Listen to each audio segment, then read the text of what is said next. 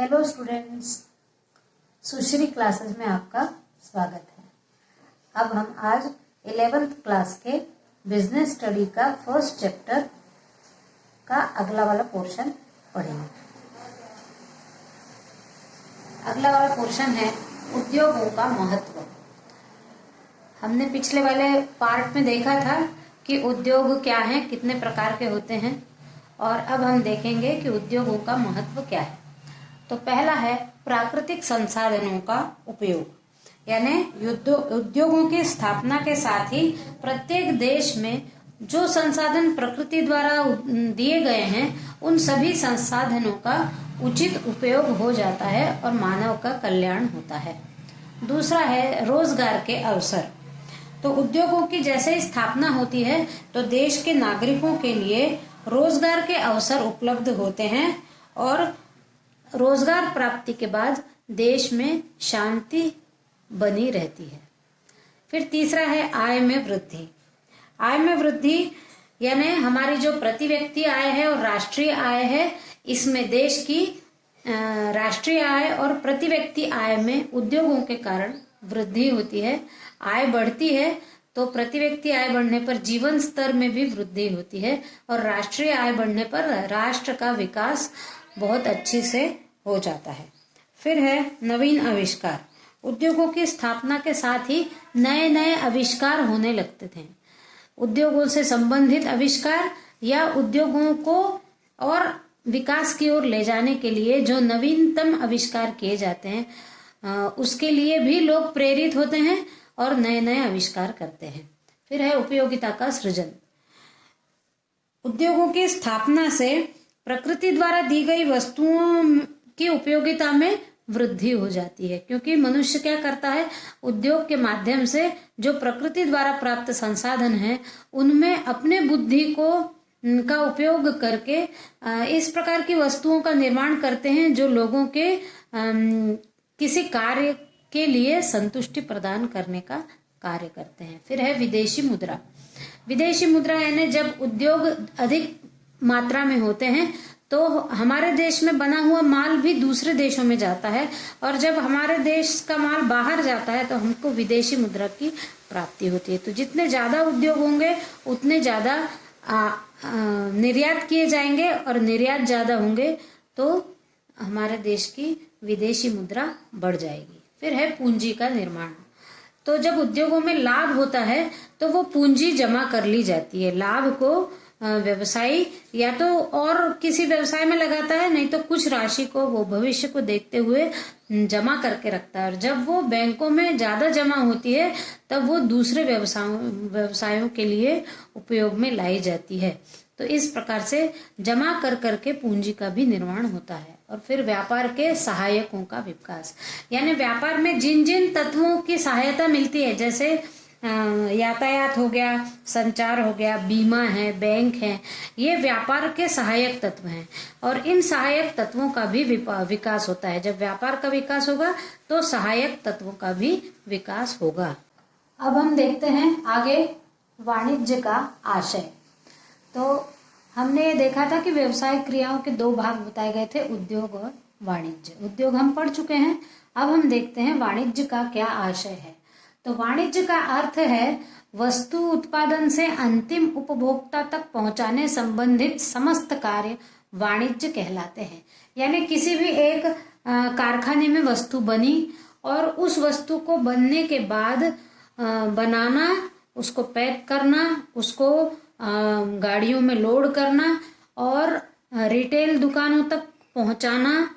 थोक दुकानों में पहले पहुंचाएंगे, फिर रिटेल दुकानों तक पहुंचाकर जो उपभोक्ता खरीदते हैं, जिसके बाद वो वस्तु कहीं और नहीं जाती है बेचने, तो वो अंतिम स्थान यानी उपभोक्ता तक पहुंचाने के बीच में जितने कार्य किए जाते हैं वो सब वाणिज्य कहलाते हैं।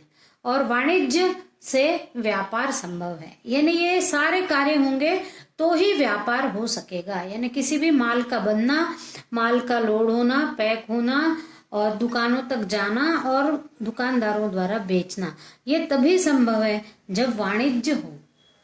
ठीक है, अब देखते हैं वाणिज्य के अंतर्गत आने वाली क्रियाएं, यानी वाणिज्य में कौन कौन सी क्रियाएं आती हैं। तो पहला है विपणन क्रियाएं।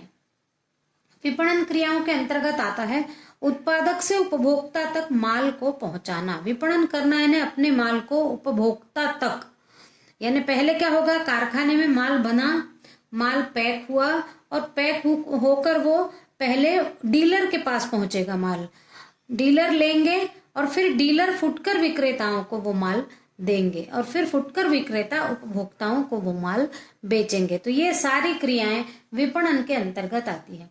उसके बाद है वित्तीय क्रियाएं।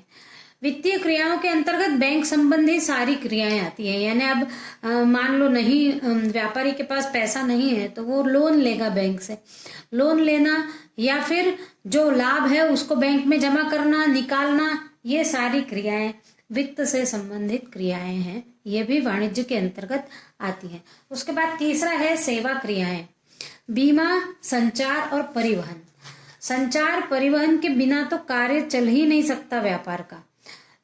संचार यानी अपनी बात यहां से वहां पहुंचाना। मान लीजिए कोई डीलर है, उस डीलर को किसी कारखाने से माल खरीदना है तो पहले बातचीत होगी इनकी संचार के माध्यम से, चाहे अब तो संचार के टेलीफोन वगैरह संचार के माध्यम में, मोबाइल है संचार के माध्यम, लेकिन जब पहले नहीं थे तब कुछ लिखित में पत्र जाया करते थे। इस प्रकार से अपनी बात को दूसरों तक पहुंचाने का कार्य किया जाता था।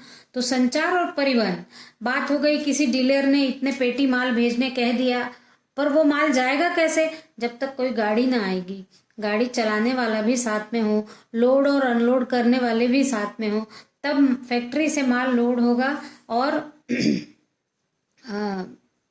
थोक व्यापारियों तक पहुंचेगा और थोक व्यापारी के बाद फिर वो माल लोड और अनलोड होगा तो फुटकर व्यापारी खरीदेंगे। ऐसे करके प्रत्येक वस्तु देश के पूरे कोने में पहुंच जाती है। तो ये जो पहुंचाने का कार्य है ये परिवहन करता है। और फिर मान लो बीच में उस माल के साथ कुछ दुर्घटना घट जाती है तो उसके लिए बीमा भी होता है। मान लीजिए एक ट्रक माल पूरा लोड है, अब किसी ने बीच में लूट लिया, एक्सीडेंट हो गया, टूट फूट हो गई, तो उसके लिए तो ये नुकसान हो जाएगा व्यापारी के लिए। तो व्यापारी क्या करते हैं, अपने सामान का बीमा भी करवा लेते हैं कि यदि हमारे ट्रक में माल लूट गया या जल गया या एक्सीडेंट हो गया, टूट फूट हो गई, तो हमको कहीं ना कहीं से हमारे इतने जो पैसा लगा हुआ वो कैसे मिलेगा। तो वो क्या करते हैं, उसका बीमा करवा लेते हैं। यदि सामान व्यवस्थित पहुंच गया तो उनको कोई जरूरत नहीं पड़ी बीमा की, लेकिन नहीं पहुंचा तो बीमा होगा तो उसका हर्जाना मिल जाएगा। इसके बाद अब हम देखते हैं कि वाणिज्य की परिभाषा क्या है। तो डॉक्टर इवलिन थॉमस, इन्होंने वाणिज्य की परिभाषा दी है कि वाणिज्य उन सभी क्रियाओं का संयोग है जो माल के बनाने, खरीदने, बेचने और हस्तांतरित करने से संबंधित है।